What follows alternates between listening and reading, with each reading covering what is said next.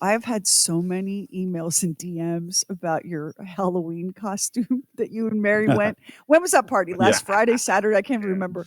It was Um, last Saturday night. Yeah. I just so posted the picture like I think on Monday.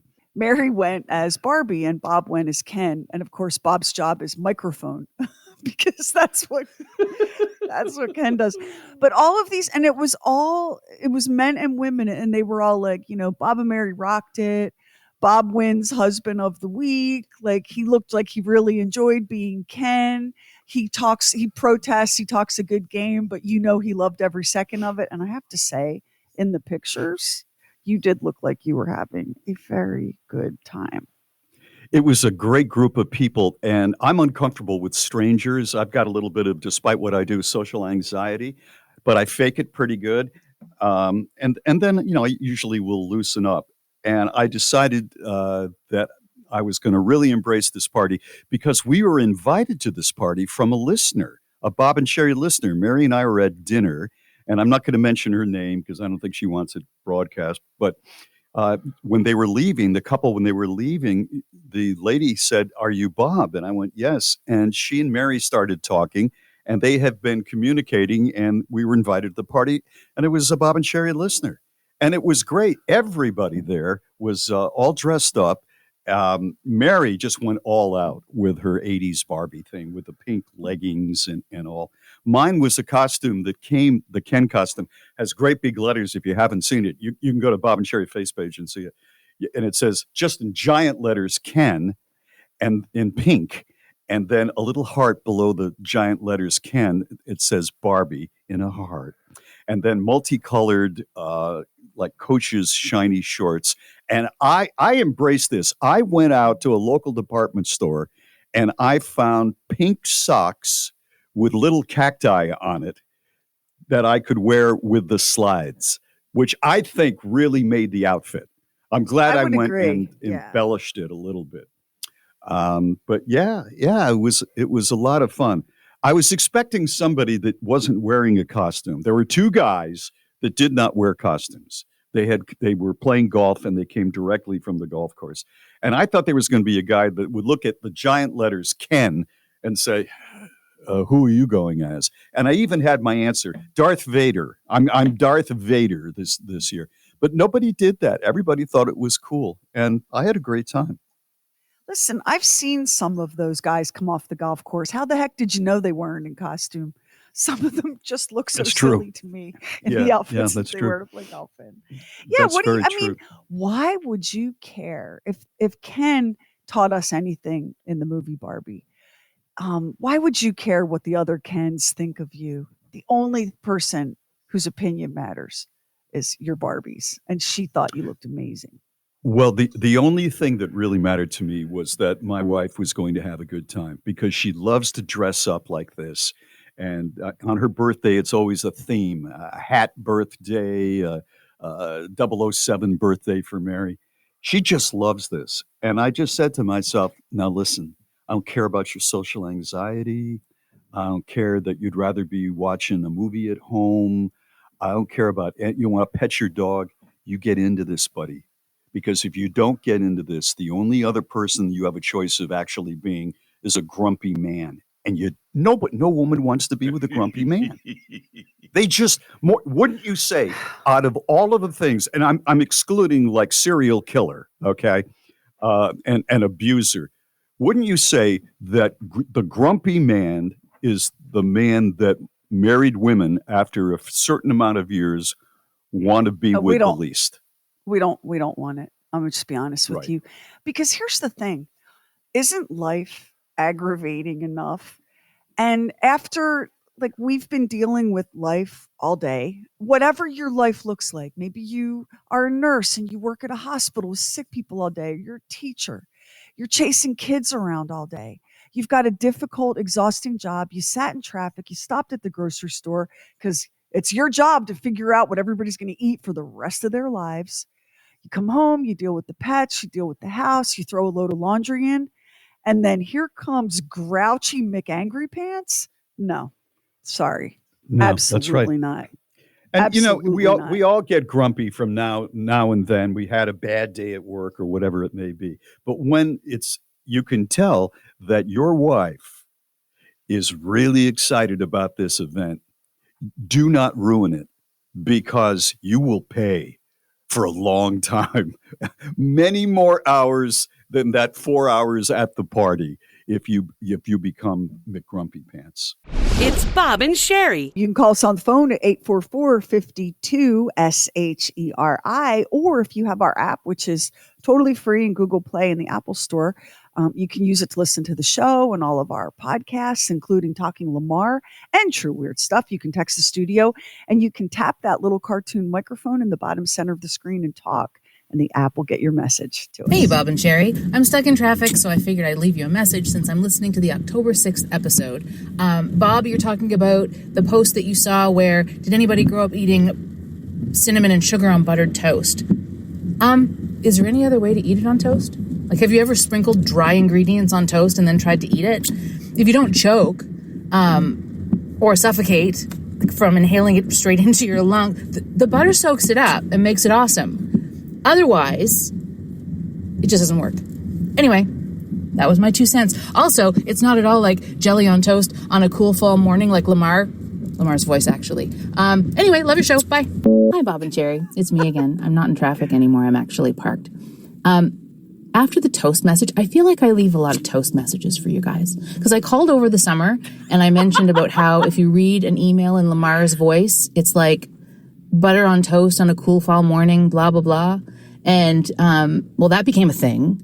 So anyway, like a couple mornings later, I got up and I made my breakfast and my husband walks out to the kitchen and he says, "So I see we're having Lamar for breakfast." And then he kind of gave me a side eye and he walked away. So Poopsie is jealous, but he's heavily insured and needs my health plan. So anyway, I had to suck up to him for a couple of days. And now I have to eat toast in private because toast makes him jealous. Anyway, I married him because he's pretty, not because he's practical. And Lamar, your voice totally is like butter on toast. So that's all I have to say about that. And I'm hoping this one goes through. The last one did, which shocked me. Anyway, must be a Sunday thing. Who knows? Bye. Hi again, guys. I feel like I leave a lot of toast messages. And I remembered something after I hit send, and I was surprised that it sent, so that I got totally distracted and wish that I'd mentioned this. Anyhow, over the summer, I left the message about Lamar on toast, blah, blah, blah. It wasn't actually Lamar, let's be clear. Anyway, in that message, or after that message, Bob, you said that I felt familiar to you, that you felt like you knew me. And I have to say that was a huge relief because you join me in the shower just about every day. And now that Lamar's here, well, anyway, I'm glad you remembered me, buddy. Love your show. Bye. This is what happens when you're on your wife's insurance plan. You lose all power and you become Poopsie. You become Poopsie. Hey, The listen. not so bright Poopsie. Listen, Lamar, I mean, can you even, Yeah. can your head fit in the room? Mm-hmm.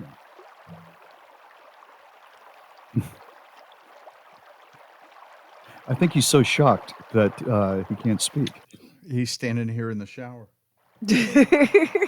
Well, we all are. Not sure exactly what that says. That's one nickname you haven't. There he is. That's one nickname you haven't had is Poopsie. I mean, Lamar, right? Listen, in the middle of that, I went in and put me some bread in the toaster because I'm hungry.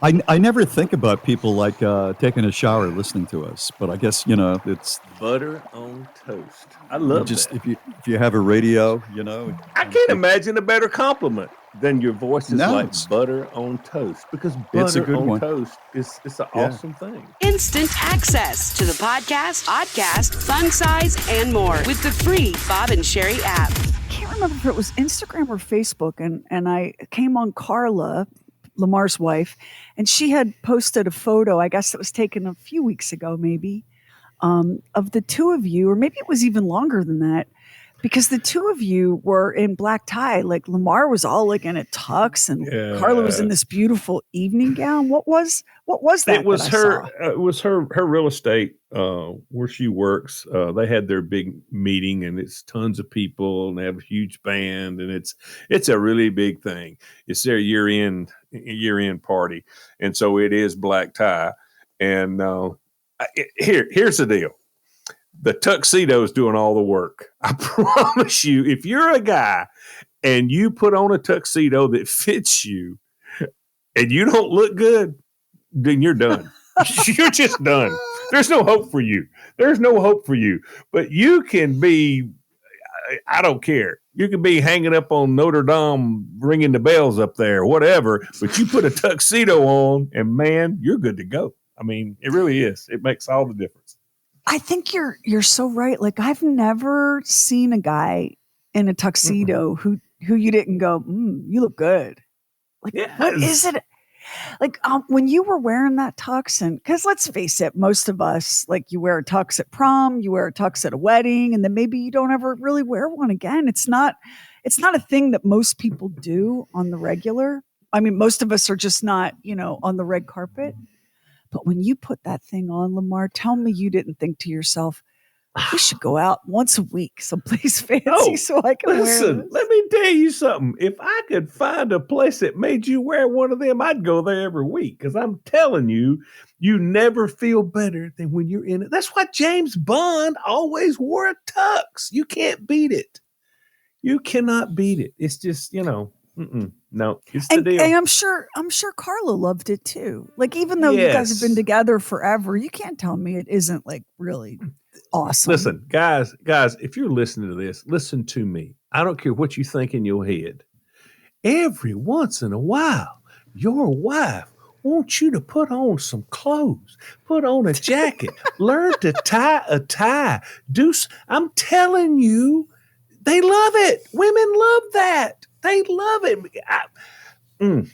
I hear people all the time, oh, God, I'm going to have to wear a sport coat. Really? What is it, got nails inside? Is it stabbing you? I'm not understanding this. Listen, guys, trust me. The sport coat feels the same as a Carhartt jacket when you put it on. It feels exactly the same. It just looks better. I mean, go somewhere. Listen, I refuse. Now, Carla and I, we go to when we go to anywhere that's got anything to do with anything, I at least put on a sport coat. I mean, come on. But it's always better to be overdressed. Yes, you're a fancy man. You like getting dressed up. It's always better to be overdressed than underdressed. Always. That's true.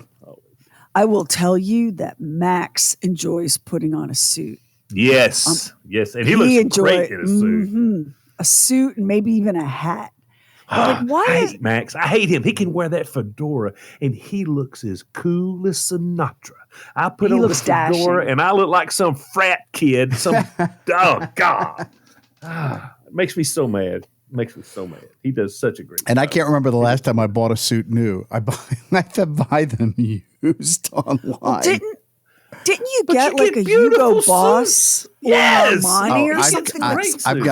I've got a couple, 3 Hugo Boss suits that I bought online used, and you have to be kind of careful about it because let's just say it's 42 long. Well, 42 long for one person can mean something else and the way it's altered and everything else. So I'm very careful about it when I do it. But yeah, I've gotten some beautiful suits, and I don't care if somebody else wore them.